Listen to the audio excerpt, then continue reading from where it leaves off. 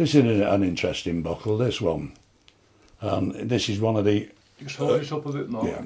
This is one of the earliest, what I think is a UGB bottle. Because UGB is United Glass Bottles. And now that came into existence is because of competition and so on. Nuttall Dixon and other glass companies of the area all merged, and Cannington Shaw became the United Glass Company. But as I said, Cannington Shaw had the largest bottle producing factory in the world. A lot of people know Chris Coffey.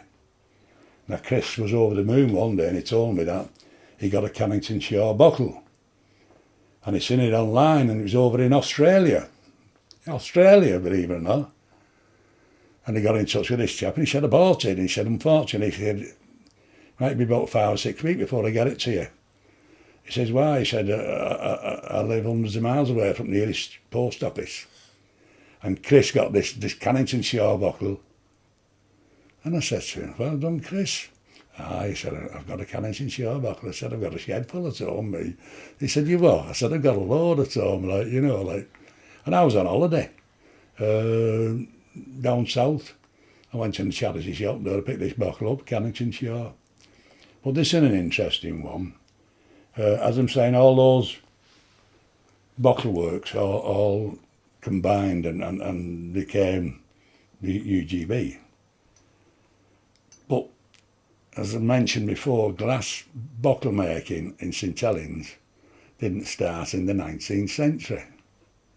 It started in the 18th century. The earliest record we've got of bottle making was in Tatterheath in 1721, believe it or not. 1721.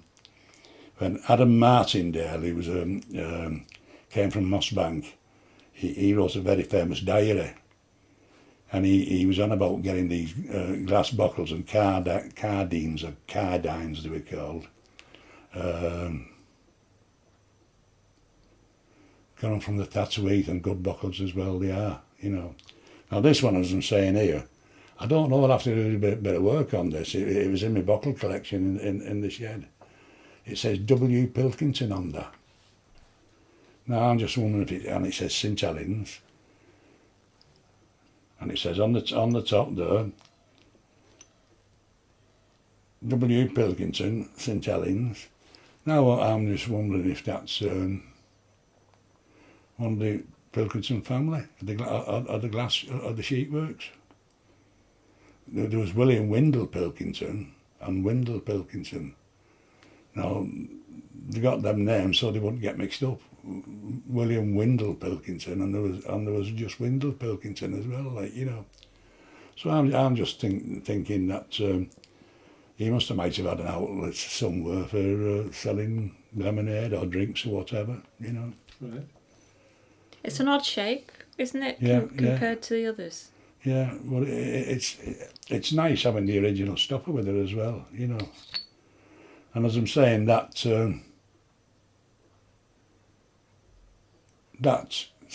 internal screw thing, though, that was actually invented at Foster's, which was a leading company as well in glassworks. They had Owens machines. They had ISs. I think they had an Owens machine before UGB did, you know. But what was the death knell, basically, to the glass bottle making? What's from St. Helens, having glass works all over the place, making glass containers. Why did it die a death? Was it plastic or paper? Plastic bottles. And what's plastic bottles causing now? Plastic. Pollution all over the oceans. Because at one time, because we used to this, I got a nice little story about Cannington Shaw, it just came in my head then. One of the perks that I was making at Cannington Shaw, making the bottles and so on like that, a lot of these bottles kept disappearing. disappearing. You know, I thought we'd made more than that, but since 2 or 3 dozen missing. What do? Do we pinching them and taking them back to the shops and getting the deposits off them? Because when you used to get a bottle of lemonade bottle, you used to pay a deposit on your bottle. Well, they was getting brand new bottles. They didn't know they was brand new. Taking them back to the shop and getting penny of tuppence off them, like, you know. Crafty people, but as I'm saying, the good thing about glass bottles is they're reusable, they're sterile. When I was a lad, where Lidl is now in town, near Asda, well, that's where the Co-op dairy used to be. And it was a massive place that where all the bottles went, and you used to see them being washed and everything. And that was the Co-op dairy, and we used to take a shortcut through there, like, you know, as lads, like, you know. And nobody ever says, "Hey, get out," because it wasn't up to mischief, like, you know. And aye, happy days. Go back to the working conditions. Working conditions, right. Was it dangerous? Yeah, there wasn't only Owens machines there. They had Lynch's and O'Neill's. One bloke had got dragged in. He'd been swabbing. And he got dragged in a machine and he got badly burned and everything like that, and he was off work over a year. And he was getting a compensation check. And on that same night or day when he got his compensation check, he was on night turn, so he went in work, and he said, "Oh, don't go in." And he went in work and he got caught again. We never come out this time. He was crushed, killed. The first night he went back in? Yeah. And the other thing is, I only realised it after I'd finished work, and I thought about it. On the Owens machines, you had them going round like that. You used to have a safety gate. I mean, I walked through the safety gate umpteen times, and it stops, and then you got to run and slow everything down before you could start it again. And we used to go round the back behind the safety gate, swabbing the neck ring. As I said to you, the neck ring there. Now just imagine that neck ring there is what's name? It's been formed, and the neck ring is there, and that's got to be lubricated, you know. So we had a stick with cloth round it, and we used to put the lubricant on it there, and the blanks are closing like that just before they go on the pot where the molten glass is, and then they dip like that, suck the glass up, went back up, and it was like an axe blade shot across like that and cut the glass off. And we used to be behind there, and if anybody got stuck there, I haven't realised it since. We was behind the safety gate, but we used to climb on top of the machine when it was still going. Health and safety, they'd have gone mad, but it was expected of you to do it, because all it was about production. The one nice thing it just came to me then was the works manager at Rainford when I was there. His name was Mr. Coe.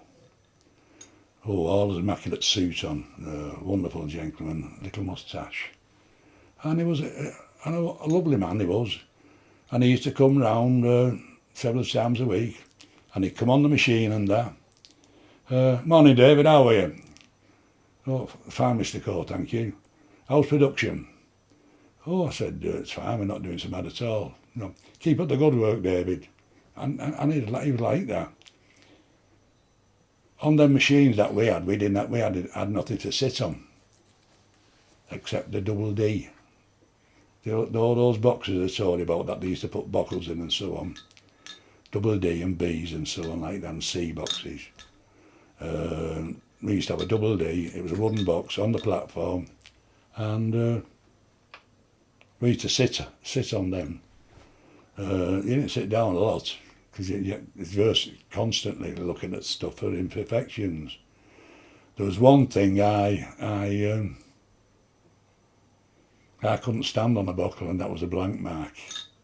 And it used to be a deep gouge down the side, and I never liked them, so I used to nip them and try and get rid of them. But some of the older gentlemen who I'd relieved, this is before I got my own machine, they didn't like that, they put it back again, like, you know.